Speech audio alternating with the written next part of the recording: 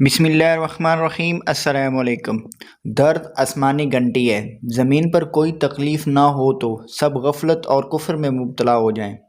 پہلے تو آپ غافل تھے، یہ سوچتے تھے کہ نماز پڑھنے کی ضرورت نہیں، شاید مجھے ان اضافی عبادتوں کی ضرورت نہیں ہے، تو اللہ عز و جل آپ کو کمر کا درد، پاؤں کا درد، ٹانگ کا درد بھیجتا ہے اور آپ پوری رات روتے رہتے ہیں۔ پھر اللہ عز و جل فرماتا ہے، اور میں نے تمہیں ہلکی سی تکلیف دی اور دیکھو الحمدللہ تم اب میری بارگاہ میں ہو۔ گھٹنوں کے بل مراقبہ کریں، اپنے گھٹنوں پر بیٹھیں اور اب درد دور ہونے لگتا ہے، اور جب آپ درد میں بیٹھے ہیں تو آپ کی توجہ بہت مضبوط ہو جاتی ہے، آپ بالکل تھکے ہوئے نہیں ہوتے، آپ صرف یہ درد محسوس کرتے ہیں کہ اللہ عز و جل تعلیم دینے لگتا ہے کہ آپ اپنے درد کی مزید گہرائی میں جائیں۔